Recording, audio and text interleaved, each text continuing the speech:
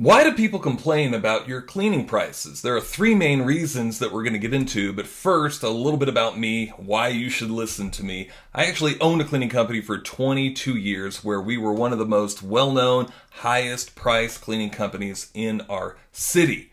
I've been a featured speaker at the Encapsulooza Conference, the Experience Convention.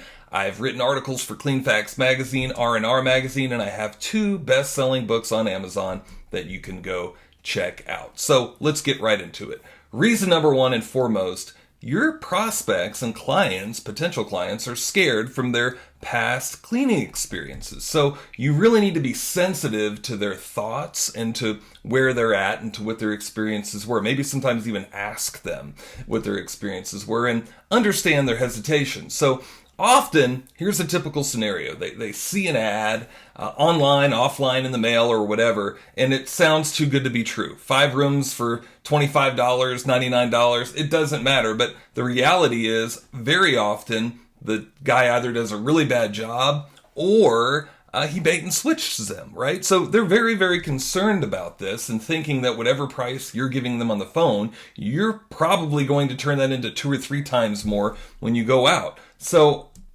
after the cleaner that they called comes out, they see a van like this in the driveway, and the guy that gets out of the van looks a little bit something like this, and after the cleaning's done, he brings in a cheap machine, does some quick splash and dash, and he's out the door, and then 3 or 4 days later, the carpet still looks like garbage, right? Or whatever type of cleaning that they did was just terrible.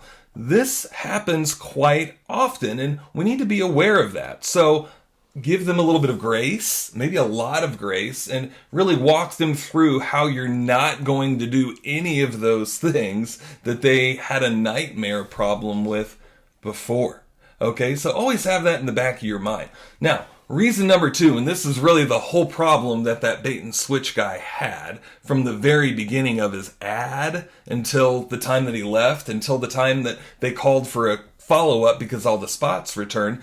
He just wasn't professional with either all of those things or some of those things, and that's why they're on the phone with you. They're looking for somebody more professional, and they're willing to try again.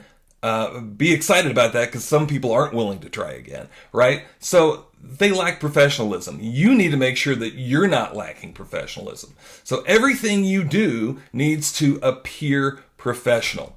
And that's everything from your van being at least clean. My very first van was I don't remember how old, but a pretty old van. We did a little bit of a paint job on it.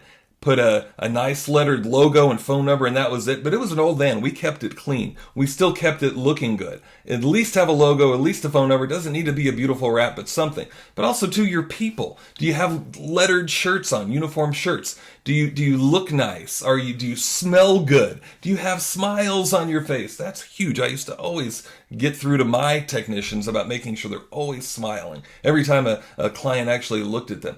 But what is your appearance like when you actually go in the home? Do you have your shirt untucked? Are you wearing flip-flops? You don't need to be doing any of that. You need to make sure that you're looking pretty much like the FedEx guys that come to the house, the UPS delivery people, right?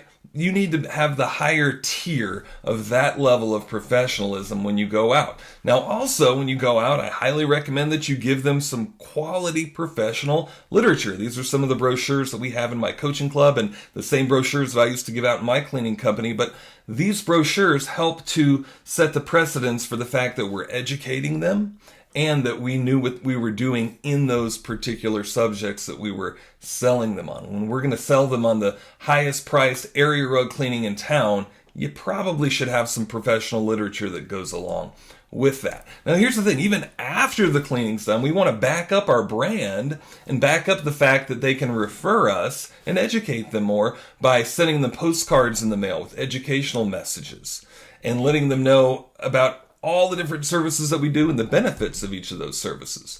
As well, sending them emails right after we get done cleaning for them. We're sending them postcards, we're sending them emails, we're sending them text messages maybe every 3 or 4 months, keeping in touch with them. These things are professional. When you do these things, they will consider you professional. And then, of course, the reminders after 1 year, 2 years, sending them a flyer or a postcard letting them know that, hey, it's been a year, it's been 2 years since your last cleaning. This type of stuff is professional and can definitely get you higher prices. Joe Blow, the guy that charges 5 rooms for $99, does very few, if any, of these type of things. That's how you can be different. That's how you can set yourself apart. And reason number 3, here's a big thing too. You do all of the things that we just talked about the right way, but then if you get somebody on the phone and you give them the price too early, this is a really big problem too, because then they don't know all that you do that's different. They don't know that you're different from the 5 rooms for $25 guy, right? So how do you tell them that?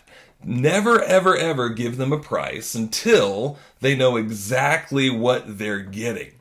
Don't let them have a price until they know about your guarantee, until they know about your reputation, who recommends you, your Google reviews.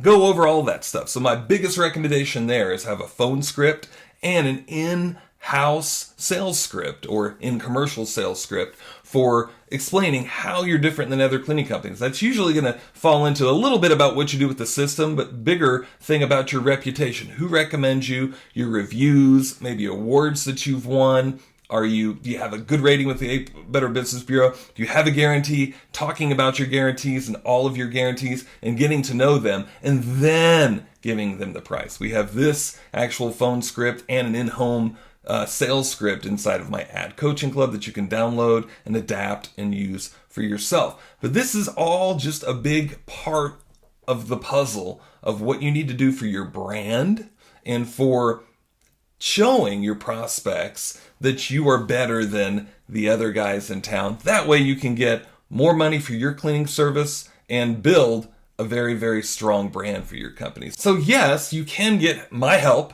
and coaching to be able to charge what you need in your cleaning company. I'll put a link right below this video to where you can hop in, plus marketing help to be able to get these templates done. The link's right below this video. Check it out. Let me know what you think and let me know how I can help you grow your cleaning business.